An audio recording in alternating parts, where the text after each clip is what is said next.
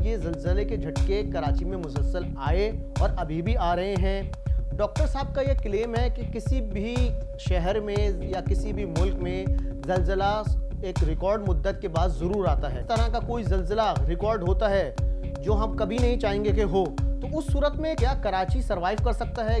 अगर यहाँ पर ज़लज़ला 7 मैग्नीट्यूड का आया तो कोई भी इमारत सरवाइव नहीं कर सकती। तो पूरा कराची वो जो है इस काबिल नहीं है कि वहाँ पर 15 स्टोरी बिल्डिंग या इवन ये कि 4+ से ऊपर जाया जाए।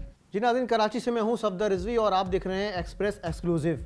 नाज़रीन, कराची में ज़लज़ले के मुतवातिर झटकों के बाद कराची के अवाम में एक तशवीश पाई जाती है। अवाम परेशान है और अवाम पूछते हैं कि आखिर ज़लज़ले के ये झटके मुसलसल क्यों आ रहे हैं। ये झटके कई बार आ चुके हैं, यानी कम से कम 30 या इससे ज़्यादा बार ज़लज़ले के झटके रेक्टर स्केल पर भी रिकॉर्ड हो चुके हैं।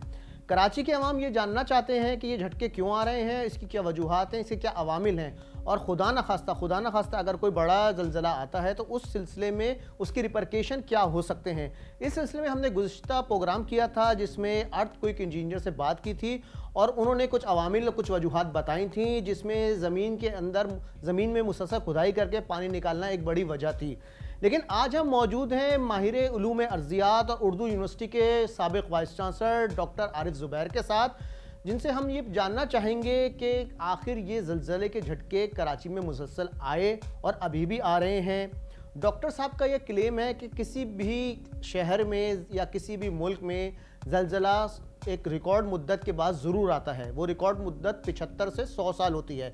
कराची में एक बड़ा ज़लज़ला गुज़िश्ता सदी में 1935 में आया था। खुदा न खास्ता अगर इस तरह का कोई ज़लज़ला रिकॉर्ड होता है जो हम कभी नहीं चाहेंगे कि हो, तो उस सूरत में कराची क्या कराची सरवाइव कर सकता है? क्या कराची में बुलंदो बाला इमारतें जो पहले नहीं होती थी और अब हैं, जिन्हें हम उर्फ़ आम में हाई राइज़ कहते हैं, वो हाई राइज़ बन चुकी हैं? क्या वो हाई राइज़ इस ज़लज़ले को देखकर बनाई जा रही हैं? क्या उसमें पाइलिंग की जा रही है और क्या उस हाई राइज़ बनाने के लिए ज़मीन को उतना ही खोदा जा रहा है जितनी ज़रूरत है? इन सारे अवामिल पर हम डॉक्टर साहब से बात करेंगे और उनसे ये जानने की कोशिश करेंगे कि अब आप इस मामले को किस रुख से देखते हैं। जी डॉक्टर साहब। देखिए, पिछला आपका जो वीलॉग था उसके अंदर हमने जो इंजीनियर साहब थे, डॉक्टर साहब, उन्होंने जो वजूहात बताई थी कि जो ग्राउंड वाटर है उस इलाके में, मॉडल कॉलोनी और मलीर के इलाके में, उसकी जो है एक्सकेवेशन की वजह से जो है ज़मीन जो है लूज़ हो गई है और जो है वहाँ पर ज़लज़ले के झटके हो रहे हैं। ये बात तो सही है कि जो कराची का जो बेल्ट है वो फ्रॉम पीपरी स्टील मिल, ये गुलशन का हाइड्रेंट, मलीर मॉडल कॉलोनी और उसके आगे पीएफ बेस जो है मसूर, वो सारे जो है अर्थ जो फॉल्टेड जोन में आते हैं। जैसे मैं देख रहा था कल या परसों टीवी पर कि 40-42 जून के महीने में आ चुके हैं। अगर ये ज़लज़ला है रेक्टर स्केल पर, USGS उसको कंफर्म कर रहा है, तो फिर ये बेहतर चीज़ है। बेहतर चीज़ का मतलब ये हो कि ये ज़रूर है कि एनर्जी जो है ज़मीन से जो है रिलीज़ हो रही है और कोई बड़े झटके के बाइस आइंदा नहीं बनेगा। थोड़ी ग्रेजुअली करके जो है ज़मीन से जब एनर्जी निकल रही है तो जो है कोई बड़े ज़लज़ले का बाइस नहीं बनेगा। तो ये वजह है। और दूसरी चीज़ ये कि जो मॉडल कॉलोनी मलीर का जो इलाका है वो इसलिए ज़्यादा महसूस कर रहा है कि ये तमाम की तमाम जो है लैंडफिल ज़मीन पर रिक्लेम्ड करके उस बस्ती को आबाद किया गया है। इस वक्त जो हो रहा है, आपको जो भुट्टू एक्सप्रेस वे जो है, शहीद एक्सप्रेस वे जो अभी नया बना है, इस वक्त अगर आप देखें तो ये इम्तियाज़ के पीछे पूरा कचरा जो है इलाके का डंप हो रहा है। ये आहिस्ता करके 20-25 साल तक ऐसे ही डंप होता रहेगा। फिर एक वक्त आएगा कि उसके ऊपर जो है हम जो इदारे मिट्टी डाल देंगे और उसके ऊपर प्लॉट की कटिंग करके कमर्शियल या रेजिडेंशियल जो भी होगा उसको बनाएं। अब वो ज़मीन इतनी कॉम्पैक्ट नहीं है कि उसके ऊपर आप जो है हाई राइज बना सकें। ग्राउंड +1 तक तो चलो चल जाता है, मगर अगर 14 मंजिल अगर इमारत बनना शुरू हो जाएगी तो वो ज़्यादा से ज़्यादा कितने अर्से चल सकती है। वो रिक्लेम्ड ज़मीन को हम रिक्लेम्ड करते हैं। तो डॉक्टर साहब, ये जो कराची में हाई राइज गुज़िश्ता 2 दिहाइयों से या 1 दिहाई से बनना शुरू हुई और मुख्तलिफ़ इलाक़ों में हमने देखा, जिसमें क़यूमाबाद के आसपास, डिफेंस में, क्लिफ्टन में, शहीद मिल्लत रोड पे, तारिक रोड पे और नॉर्थ नज़ाबाद वगैरह में आप ये बताइए कि ये ज़लज़ले के झटकों को या किसी भी मुमकिन ज़लज़ले को सामने रखते हुए इनकी तामीरात हो रही हैं, इनमें क्या पाइलिंग के जो मयारात हैं वो पूरे किए जा रहे हैं? और अगर खुदा न खास्ता कोई ज़लज़ला, बड़ा ज़लज़ला महसूस किया जाता है तो उस सूरत में क्या ये बड़ी इमारतें सर्वाइव कर सकती हैं? कराची के नाज़रीन जो हैं वो ये जानना चाहते हैं। बिल्कुल नहीं कर सकती। एक आध अगर खुदा की कुदरत ने बचा लिया तो अलग बात है। अगर यहाँ पर ज़लज़ला 7 मैग्नीट्यूड का आया तो कोई भी इमारत सर्वाइव नहीं कर सकती। उसकी वजह ये है कि अगर आपको पहले का फ्लैट देखें, अल-आज़म स्क्वायर या हसन स्क्वायर या हसन सेंटर, वो ग्राउंड +3 पर थे। वो राफ्ट फाउंडेशन पर बने हुए आज तक पायदार चल रहे हैं। उसके अंदर कोई बड़ा इंसिडेंट मैंने नहीं सुना अभी तक। मगर उसके बाद जो दौर आया 90s का, जिसमें जौहर में जो कंस्ट्रक्शन बड़ी तेज़ी से फ्लैट बने, उस वक्त KBCA ने इजाज़त दी कि ये क्योंकि कॉस्ट ऑफ लिविंग बढ़ गई है, आप उसको जो है 3 या 4 के बजाय 7 तक ले जा सकते हैं। तो जौहर के कुछ फ्लैट ऐसे हैं जो ग्राउंड +7 तक गए। तो अब उनकी हालत आप देखें, जौहर मोड़ पर ही आप जाके देखें तो पता चलेगा कि पूरी बिल्डिंग जो है स्क्रैप हो गई है। इसी तरह और जौहर की जो पूरी सड़क पर आप जाएं राइट एंड लेफ्ट पर, तो पूरी के पूरी जो बिल्डिंग जो है उसके प्लास्टर झड़ चुके हैं और सीवरेज का पानी बाहर से नजर आ रहा। मगर मजबूरी इन फ्लैटों रहने वालों की है कि वो जाएँ तो जाएँ कहाँ। अब उन्होंने के लिए उसकी कंस्ट्रक्शन, वो तमाम की तमाम जो कराची में जो वो हो रहा है, कंस्ट्रक्शन हो रही है स्पेशली इन इलाकों में, वहाँ पर जो है ये राफ्ट फाउंडेशन पर हो रही है। पाइलिंग सिर्फ और सिर्फ डिफेंस और क्लिफ्टन में होती है, वो भी कुछ बहुत ज़्यादा नहीं, क्योंकि एक्चुअल ये है कि ये जो कराची शहर है ये है सेडिमेंट्री रॉक पर बेस करता है। अब सेडिमेंट्री रॉक पर अगर पानी का ज़्यादा प्रेशर रहेगा तो वो मेल्ट हो जाती है, वो कीचड़ बन जाता है। अब हुआ यही कि चाहे क्लिफ्टन हो या बहरिया आइकॉन है या डिफेंस का इलाका हो, इसमें पाइलिंग भी हो रही है तो वो 60 से 100 तक होती है, कम से कम 60 से 100 फीट या मीटर फिट तक हो रही है। अब उन जगहों पर 60 से 100 फीट तक तो ये समझ लें लैंडफिल ज़मीन है, आप ये समझ लें। उसके ऊपर आप पाइलिंग करते हैं तो आपको जो है रॉक नहीं मिलती। रॉक जो आपको मिलेगी 300 से नीचे जा कर के। अगर आपको कराची का प्रोफाइल नक्शा बनाए, जो जियोलॉजिकल प्रोफाइल है, तो आप उसको पता चल जाएगा कि कम से कम जो है 300-350 के बाद जो है आपको रॉक मिलेगी। अब वो वहाँ तक तो वो नहीं जा रहे।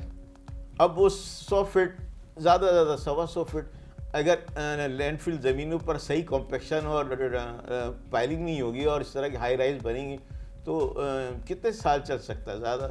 अच्छा, और एक और बात बताऊँ, इन सारे बिल्डर्स को जो NOC मिलती है 10 मंजिल, कुछ दिन के बाद इतना टाइम खींचते रहते हैं कि वो 12 मंजिल, फिर वो 15 मंजिल पर ले। अब राफ्ट फाउंडेशन इतना नहीं बर्दाश्त कर सकता। तो डॉक्टर साहब आप ये बताइए कि कराची के कौन से इलाके ऐसे हैं जहाँ पर हाई राइज बन जाएं तो ख़तरे की घंटी नहीं बजेगी, जबकि वो इलाके, उन इलाकों की ज़मीन उन हाई राइज को बर्दाश्त कर सकती है, और वो कौन से इलाके हैं जिनकी ज़मीन हाई राइज को बर्दाश्त नहीं कर सकती? देखिए, जो इलाके बर्दाश्त कर सकते हैं मगर विथ पाइलिंग, वो है स्कीम 33। स्कीम 33 का जो इलाका है वहाँ पर पाइलिंग के साथ हाई राइज, मतलब जो 15 स्टोरी बिल्डिंग तक जो है वो अफोर्डेबल है। मगर उसके अलावा पूरा कराची वो जो है इस काबिल नहीं है कि वहाँ पर 15 स्टोरी बिल्डिंग या इवन ये कि 4+ से ऊपर जाया जाए। 4+ से ऊपर जो है राफ्ट फाउंडेशन पर पूरे कराची में कहीं पर भी नहीं जाना चाहिए। ये पॉलिसी थी KBCA की शुरू में, मगर अब वक्त के साथ साथ वो बदलती गई। अब लेकिन डॉक्टर हम ये देखते हैं कि हबीब बैंक प्लाजा तो एक कई दिहाइयों पहले बनाया गया था, 21 मंजिला, 63 में बना है। 63 में बना है, हम पैदा भी नहीं हुए थे, लेकिन आज तक वो ऐसा का वैसे ही खड़ा हुआ है। तो उसकी वजह ये है ना कि उसकी कंस्ट्रक्शन में पाइलिंग हुई होगी और काफ़ी डेप्थ पर हुई होगी। वहाँ पर जो इंजीनियर हैं या स्ट्रक्चर इंजीनियर हैं उन्होंने उस चीज़ को देखा होगा। अब ये चीज़ की वो ख़त्म हो गई है। तो डॉक्टर साहब आप क्या रिकमेंड करेंगे कि क्या जो बाकी इलाके हैं कराची के, उनमें कितनी मंजिलें इमारतें बन सकती हैं, उसके ज़्यादा ऊपर नहीं जाना चाहिए? मैक्सिमम ग्राउंड +4 अगर राफ्ट फाउंडेशन पर आप बना रहे हैं। हाँ, और अगर पाइलिंग कर रहे हैं 250-300 फीट तक, फिर आप उसको जो ऊपर जा सकते हैं। और सबसे जो अर्थक्वेक प्रोन एरिया है वो आपका मिलीनियम मॉल से ले करके PCHS का जो है शहीद मिलत एक्सप्रेसवे से जो आगे जेल चौरंगी और इस तरफ जा रहे हैं, वो पूरा अर्थक्वेक प्रोन इलाका है। अच्छा डॉक्टर साहब, एक बात जो आपने अभी कही अपने इंटरव्यू के दौरान, वो बज़ाहिर एक बड़ी खुशाइंद है। आपने ये बताया कि जो हल्के झटके कराची में महसूस किए जा रहे हैं, मई में आए और जून में भी आए, वो ये बताते हैं कि ज़मीन से तवानाई मुसलसल निकल रही है। इसका मतलब यह है कि कोई बड़ा ज़लज़ले का झटके आने के कोई चांसेस मौजूद नहीं है कराची में, क्योंकि ज़मीन अपनी तवानाई आहिस्ता आहिस्ता करके निकाल रही है और फ़िलहाल कोई इम्कान नहीं कि कराची में कोई बड़ा ज़लज़ला आए। ऐसा ही है? नहीं, अल्लाह न करे कि कोई ज़लज़ला आए बड़ा, मगर बात ये कि hope for the best and ready for the worst के लिए तैयार रहना चाहिए। दुनिया की हिस्ट्री को देखना चाहिए। अल्लाह न करे, अल्लाह न करे, अल्लाह न करे आए, मगर बात ये चांसेस तो हैं, क्योंकि हम फॉल्टेड जोन में हैं। सैन फ्रांसिस्को के अंदर क्या है, वो क्या ज़लज़ला आने बंद हो गया? उन्होंने अपनी तामीरात को ऐसे रखा कि वो उसको जो है अफोर्ड कर लेते। पूरी बिल्डिंग झूल जाती है पेंडुलम की तरह, मगर वो हो जाए। यहाँ कंक्रीट का स्ट्रक्चर बन रहा है, कंक्रीट का स्ट्रक्चर वहाँ पर भी बनता है, मगर वहाँ पर जो है फाउंडेशन में और जहाँ पर उनकी जो पिलर्स या बीम वगैरह में बका जो दीवारें हैं ना, वो हॉलो बनती है या सॉफ्ट मटेरियल से बनती थी, इसलिए उसका बिल्डिंग का वज़न इतना ज़्यादा नहीं है। मगर यहाँ पर जो है ये एक डिफरेंट सीन हो रही है, यहाँ बिल्कुल फुल कंक्रीट का स्ट्रक्चर बना रहे हैं। बहुत शुक्रिया डॉक्टर साहब। नाज़रीन, हमारे साथ थे डॉक्टर आरिफ ज़ुबैर, उर्दू यूनिवर्सिटी के साबिक़ वाइस चांसलर और माहिर उलूम अर्ज़ियात। उनका कहना था कि कराची में जिस तरह हाई राइज़ फैली जा रही हैं, लेकिन क्या ये हाई राइज़ अपने मयार पर जो आलमी मयारात हैं उस पर बनाई जा रही हैं, नहीं बनाई जा रही, ये मुतल्लिक़ा हुकूमती इदारों को देखने की ज़रूरत है कि वहाँ पाइलिंग की जा रही है, उसमें ज़मीन की खुदाई कितनी की जा रही है। ज़लज़ले के आने के चांसेस हमेशा मौजूद होते हैं, लेकिन ये खुशाइन बात है कि कराची में ये जो ज़लज़ले की कुछ झटके आए हैं, इसका मतलब यह है कि ज़मीन अपनी तवानाई खारिज कर रही है, जिससे एक हद तक हम ये क्लेम कर सकते हैं कि कोई बहुत बड़ा ज़लज़ला शायद ना आए। लेकिन बहरहाल किसी भी सूरत हाल से निमटने के लिए हमें तैयार रहना चाहिए और उसके लिए हमें फौरी तौर पर कमरबस्ता भी रहना चाहिए उन इदारों को, ख़ास तौर पर जो हाई राइज़ की परमिशन दे रहे हैं, लेकिन क्या वो ये देख रहे हैं कि वो हाई राइज़ आलमी मयार के मुताबिक बन रही हैं या नहीं बन रही। शुक्रिया।